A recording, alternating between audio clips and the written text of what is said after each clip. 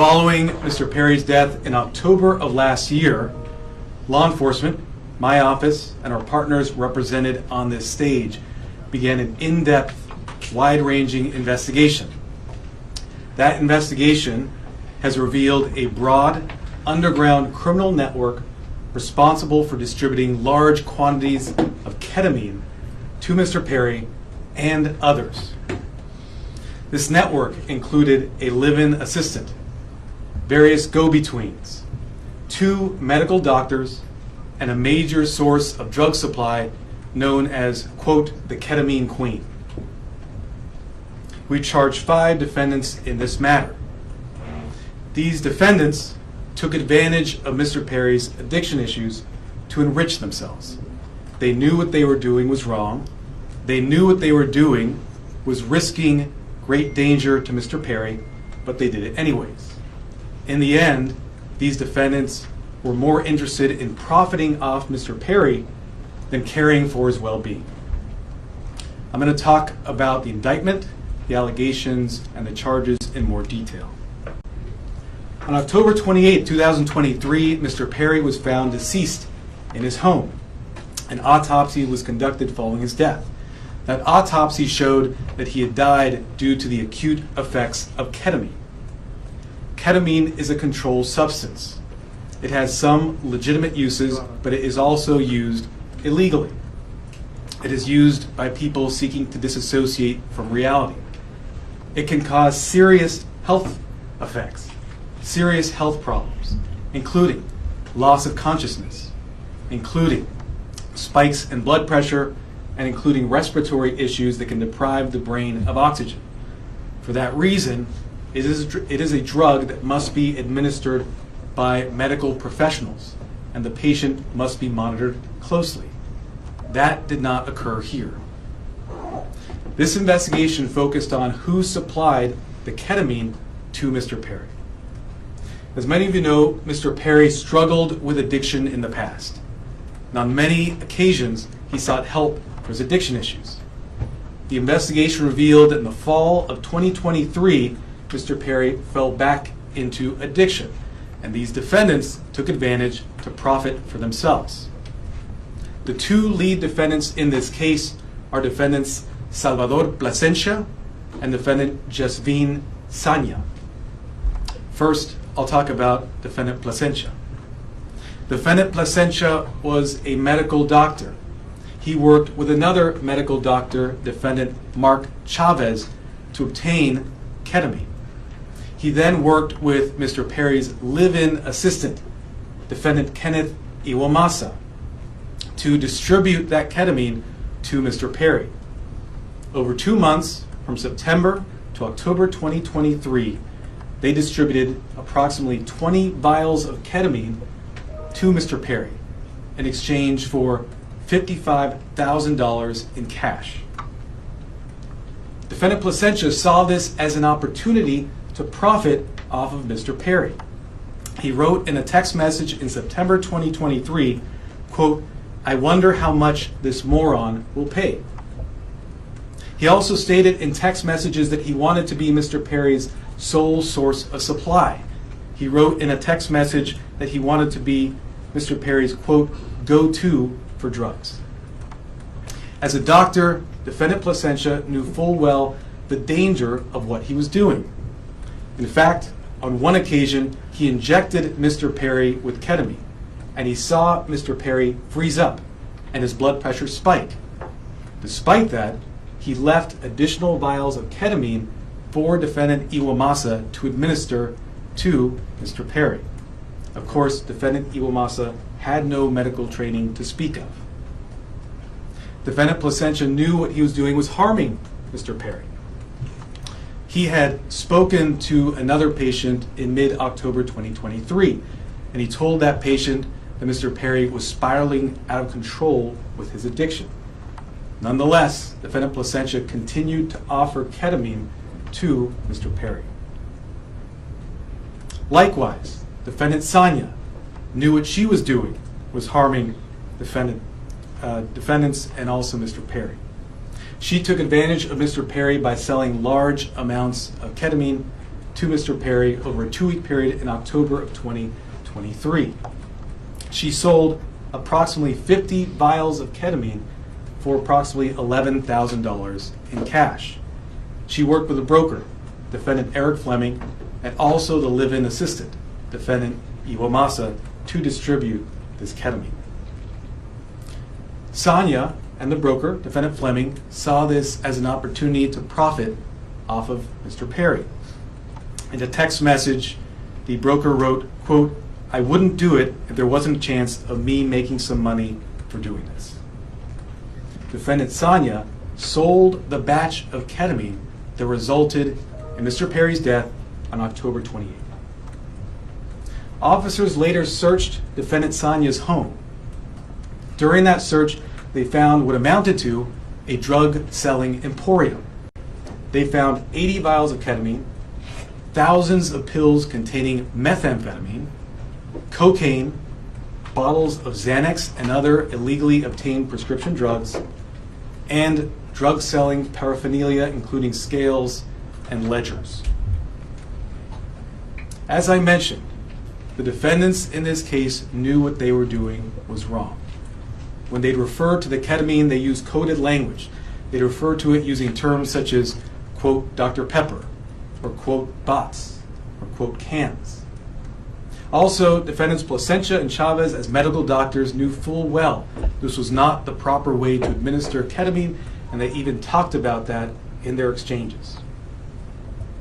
And defendant Sonia also knew that she was doing something that caused great risk to Mr. Perry.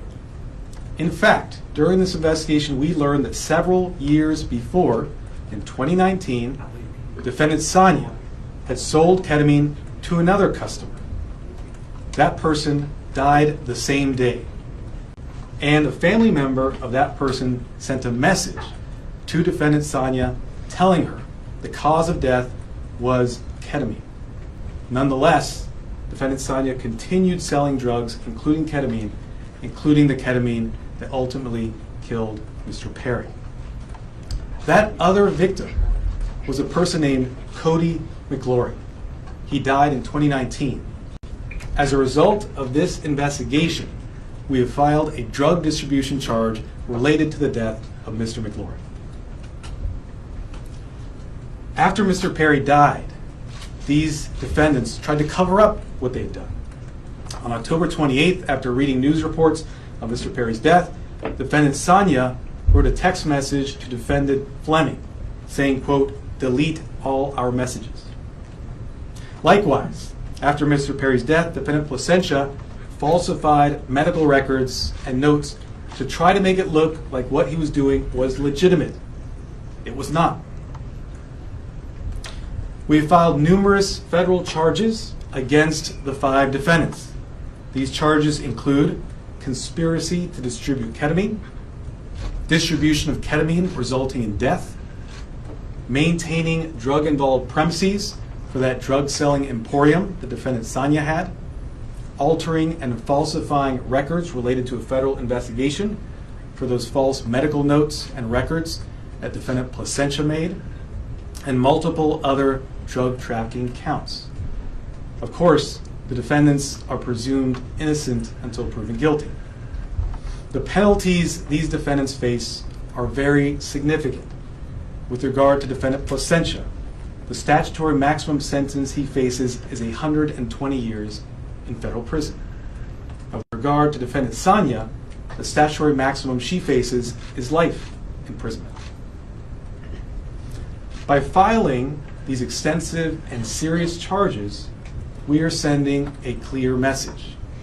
If you are in the business of selling dangerous drugs, we will hold you accountable for the deaths that you cause. This is nothing new for us. Since 2022, my office has filed over 60 cases against drug dealers who've caused the death of another person. These cases are known as death resulting cases. They are labor-intensive cases, and we work with our law enforcement partners, including ones represented here today, to bring those cases. Our office is a national leader in bringing those cases. They're very important because every victim's life counts. If you are in the drug selling business and you're selling dangerous drugs, you are playing roulette with other people's lives, just like the 5 defendants here did to Mr. Perry. Defendants nowadays are on full notice that the products they sell could result in the death of another person. Therefore, if you're in the drug business, and despite these risks you continue in the drug business, you are pushed by greed to gamble with other people's lives, be advised, we will hold you accountable. I want to thank our partners in this case, the Los Angeles Police Department, the Drug Enforcement Administration, and the U.S. Postal Inspection Service. These investigators did a phenomenal job digging into the case, looking at every angle to develop a case, a strong case against not only those who killed Mr. Perry, but also Mr. McGlory.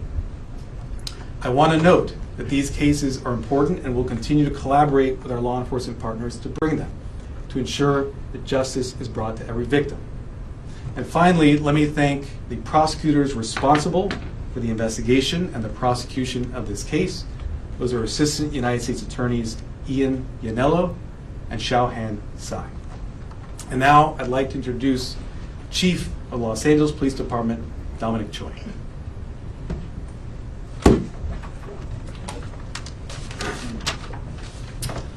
All right. Good morning, and thank you, Martine. You know, while it's tragedy that brings us all here together, I'm happy to stand here knowing that these dangerous individuals are no longer on the streets and they won't be able to harm anyone else.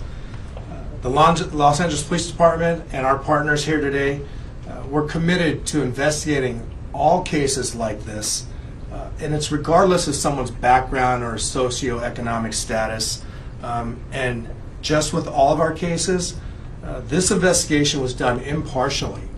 We let the facts drive this investigation, and those facts led us to a group of individuals who were responsible for supplying and distributing to Mr. Perry narcotics that led to his unfortunate and untimely death.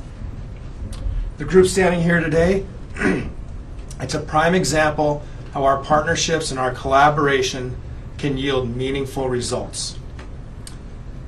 I want to thank LAPD, our Robbery Homicide Division, who is standing in the back there, the U.S. Attorney Martin Estrada and his team, the DEA and her team, as well as the U.S. Postal Inspection Service and their team for their hard work, diligence, and real patience. Now, I know people think this took a long time, but there was a lot of work, a lot of investigative strategies that went into this to make sure that there's a solid case and that we can pursue this in the courts.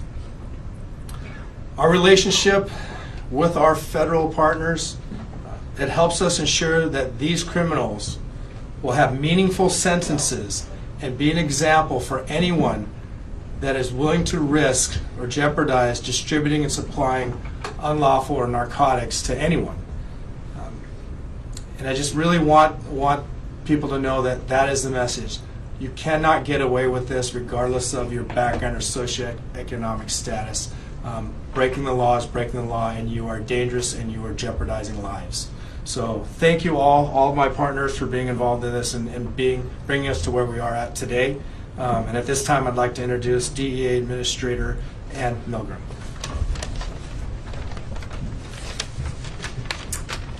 Good morning.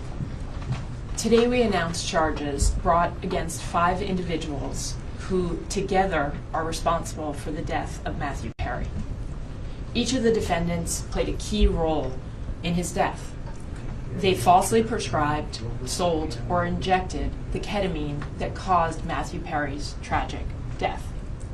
In the United States, most forms of ketamine are only approved by the Food and Drug Administration for anesthesia. A nasal spray version is approved for treatment of depression, but only in a certified medical setting. Here, Matther Perry sought treatment for depression and anxiety and went to a local clinic where he became addicted to intravenous ketamine. When clinic doctors refused to increase his dosage, he turned to unscrupulous doctors who saw Perry as a way to make quick money. Dr. Plasencia and Dr. Chavez violated the oath they took to care for their patients. Instead of do no harm, they did harm so that they could make more money. Without performing any medical evaluation or monitoring, they supplied Matther Perry with large amounts of ketamine in exchange for large sums of money, charging Perry $2,000 for a vial that cost Dr. Chavez approximately $12. As Matther Perry's ketamine addiction grew, he wanted more, and he wanted it faster and cheaper. That is how he ended up buying from street dealers who sold the ketamine that ultimately led to his death.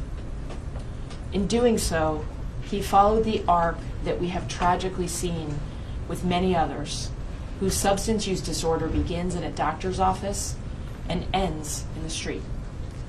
Perry turned to a street dealer, Eric Fleming, who sourced his ketamine from a drug trafficker known as the Ketamine Queen, Jasveen Sangha. The ketamine supplied by Sangha would ultimately be the dose that took Matther Perry's life. Sangha knew that the ketamine she supplied could be deadly, since in 2019 she had sold ketamine to Cody McLaury, who died at the age of 33. But despite this knowledge, she continued to sell ketamine and methamphetamine throughout Los Angeles. Matther Perry's journey began with unscrupulous doctors who abused their position of trust because they saw him as a payday, and it ended with street dealers who sold him ketamine in unmarked vials. The desperation that led Perry to these individuals was not met with help, as it should have been from the doctors, but instead it was met with exploitation. Exploitation by those who should have guided him toward help. This betrayal of trust is at the heart of this tragedy. Since 2023, DEA has investigated nearly 500 drug poisoning and overdose cases just like Matther Perry's. We run a national initiative known as OD Justice, where we work with our state and local law enforcement partners to conduct investigations after someone has passed away. And it is important to note that the national model we today have in every 50 state across the United States is based on the work that started here in Los Angeles. We began this work with our partners in the Los Angeles Police Department and with other local police departments and sheriff's offices in California, in the Los Angeles area, and with the U.S. Attorney's Office. And today it stands as our national model for this critical work. Together, as part of OD Justice, we work to bring justice for the lives that have been lost and to stop others from dying. Regardless of the size or scope of a drug distribution network, the DEA will work nonstop to uncover and disrupt this illegal activity, and in this case, the deadly activity. I want to close by noting that Matther Perry's death is not just a tragic overdose. After his 2020 book openly discussed his struggles with substance use disorder, Matther Perry told podcast host Tom Power that he would prefer to be remembered for helping people rather than for his work on Friends as Chandler Bing. And so perhaps what has happened and the tragic details that we are discussing today can help others and save lives. I want to thank the Los Angeles Police Department, the United States Postal Inspection Service, and the United States Attorney's Office in the Central District of California for their tremendous partnership and their outstanding dedication to this case. I also have the privilege of serving every single day with the men and women of the DEA, and today I want to particularly recognize the outstanding work of our Los Angeles Field Division, as well as our diversion investigators who tirelessly worked on this case to bring justice to the victims and the families. Thank you. It's now my privilege to introduce Postal Inspector Shields.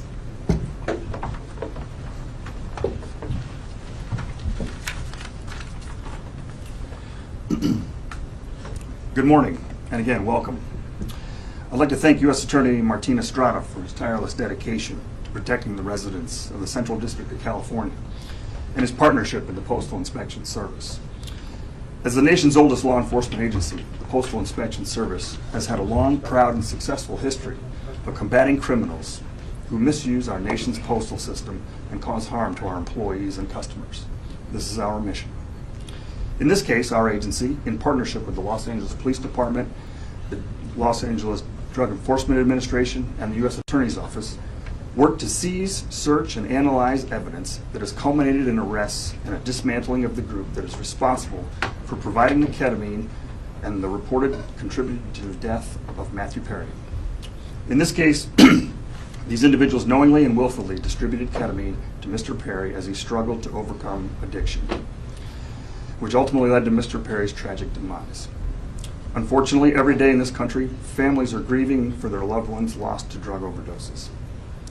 We want these families and the American public to know that the Postal Service will not be an unwitting accomplice to anyone using the U.S. mail to distribute illegal drugs or drug paraphernalia. The Inspection Service continues to work tirelessly to rid the mail of illicit drugs, fight drug trafficking and the associated violence, preserve the integrity of the mail, and most importantly, provide a safe environment to postal employees, customers, and the American public. The Postal Inspection Service is turning the tide against drug dealers. Detecting and stopping their shipments is only the beginning. Tracing illegal drugs back to the source and shutting them down is the ultimate mission. Once again, a tremendous thank you to our partners in federal and state and local law enforcement, as well as the U.S. Attorney's Office, for their continued collaboration and hard work in support of this mission. Thank you.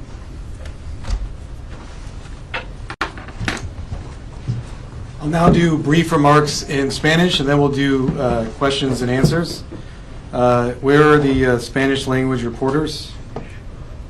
Hold up your hands. Okay, great. Hoy anunciamos cargos criminales federales en conexión con la muerte del actor Matther Perry. Nuestra investigación ha revelado una gran red criminal responsable por el tráfico de ketamina en grandes cantidades.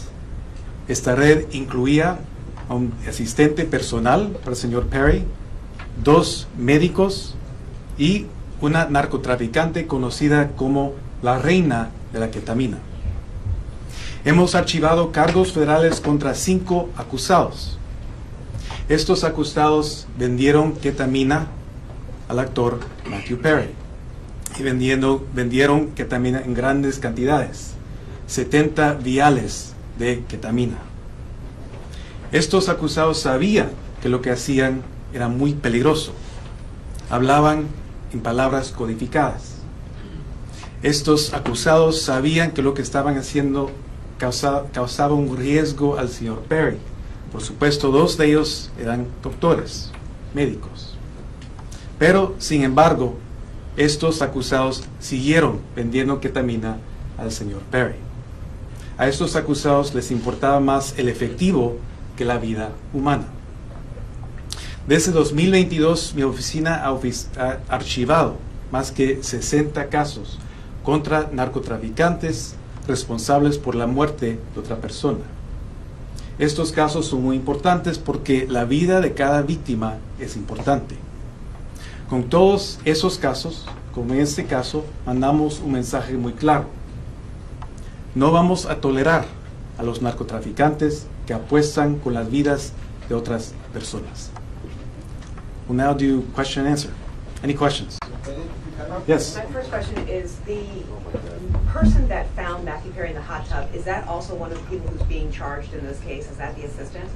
I didn't hear that. Can you repeat the question? Yes, the person, the assistant that's being charged in this case, is that also the person that found Matther Perry in the hot tub? So the personal assistant we charged is defendant Kenneth Iwamasa. He was the one live-in assistant for Mr. Perry. Is he the one that Yes. found him in the hot tub? Yes. The doctor, when the patient tragically died in 2019, did law enforcement look into that death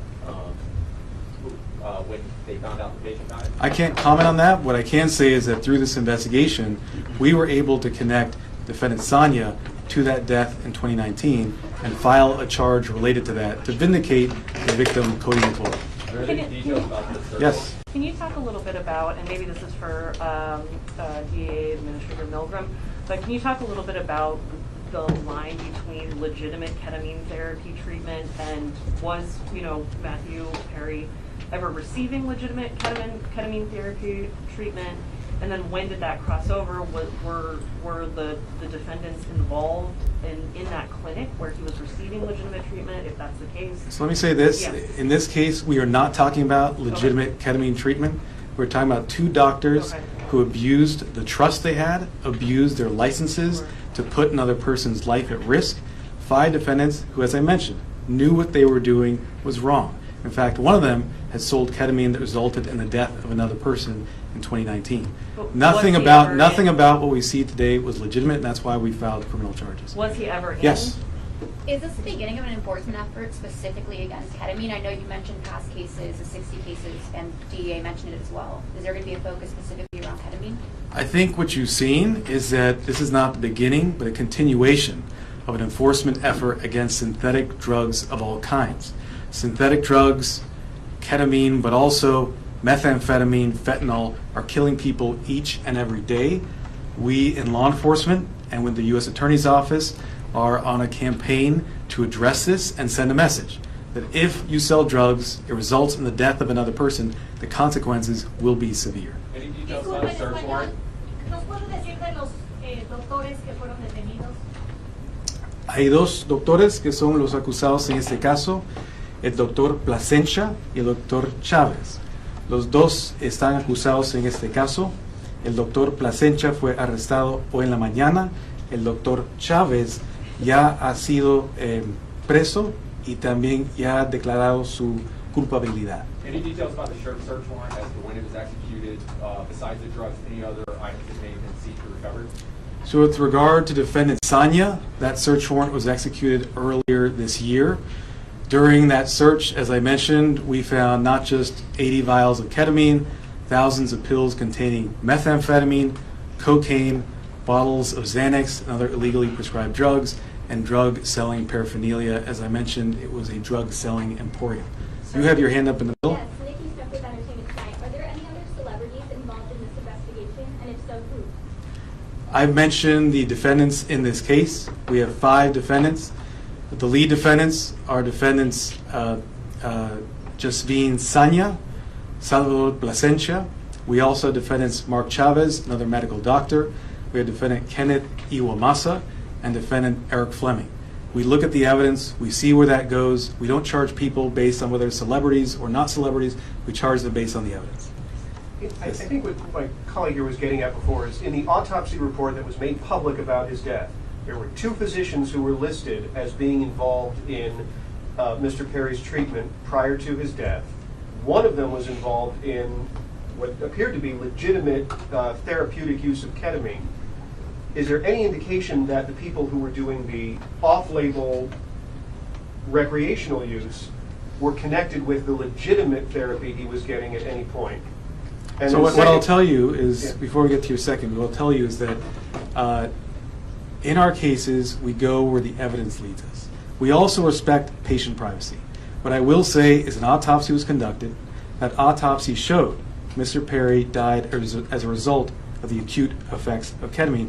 I won't go into further detail about Mr. Perry's personal history. Okay. Yes. And then Were any of the 5 charged on your radar prior to Perry's overdose? I can't comment on that. What I will say is the investigation is ongoing, but what we're announcing today are serious federal charges against these 5 defendants, supported by an extensive investigation. Sir, can you clarify the relationship? This that woman Chavez- had been patiently had her hand up. Yes. Yes, Chavez was detained. When was he detained, and was it related to this case as well? Defendant Chavez is a defendant in this case. Right.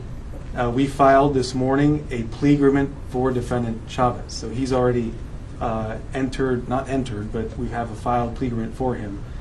2 other defendants, defendant Iwamasa, have also signed plea agreements. That plea agreement has been entered. And defendant Fleming has signed a plea agreement. That plea agreement has been entered. As I mentioned, the 2 lead defendants in this case are defendants Plasencia and defendant Sanya, who were arrested this morning.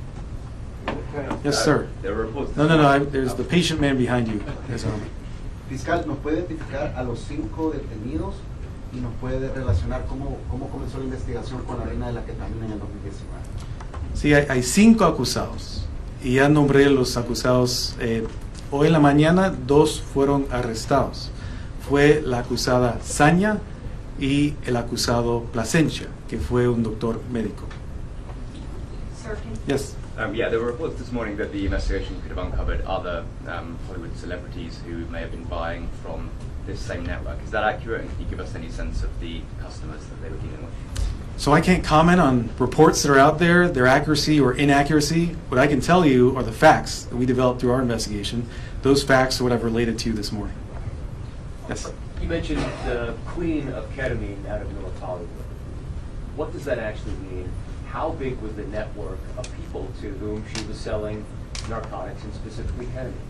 What I can say about defendant Saña, known as the ketamine queen, was that she was a major source of supply for ketamine to others, as well as Mr. Perry. I think the fact that we searched her house and found a drug-selling emporium, including 80 vials of ketamine, would strongly suggest she was selling to many other individuals. Can you give a number? Dozens, tens? I cannot, unfortunately, number, no. Any evidence as far as if not? You, let me, the gentleman there in the back. Extra TV, what has been Matthew's parents and family's reaction to the news coming out today? So I won't comment on specific statements made by victims' families. We value confidentiality. What I will say is that the work of our office is victim-driven. We work with victims, including their families, each and every day, not just on this case, but on all our cases, including the over 60 death-resulting cases I mentioned earlier. We have been in communication, and I will leave it at that. Yes? Hello, sir. Were all the defendants American citizens, and where were they sourcing their drugs? What I can say is that all the defendants, actually I can't comment on citizenship at this time. I can't comment on the sourcing either. I've given you the facts in terms of the drug selling. Yes, sir. With regard to the death of Mr. McClure, the other victim, you see that his death was also a ketamine overdose. Is that investigation into his death linked to the investigation of Perry, or was it only after the death of Perry that you realized the link with Mr. McClure's death? Sure. It was through the investigation in this case, as the investigators did a thorough job, followed every lead, pulled every string to see what had occurred. They learned about the extent of defendant Saña's criminal conduct and learned about the sale in 2019. And because of that investigation, we have filed a charge related to the death of victim McClure. And that's important because we want to vindicate all victims who suffered these types of tragedies. So how much? I'll do 2 more questions. How much reason to believe that the so-called queen of ketamine is linked to any more deaths? Any more investigations and any more possible that she could be linked to? I think, as I've mentioned, we've linked her to sales of ketamine, which resulted in at least 2 deaths. We searched her home. We found a drug-selling emporium. I can't comment. I can't speculate on things such as what you're suggesting. I will say, in this case, she is facing very significant federal charges, including a charge that carries a 10-year mandatory minimum sentence. Yes, sir. Were these 5 continuing to sell ketamine or other drugs after Perry's death? I can't comment on that in terms of where they were selling. No, in terms of afterwards. Were they what I still- can say is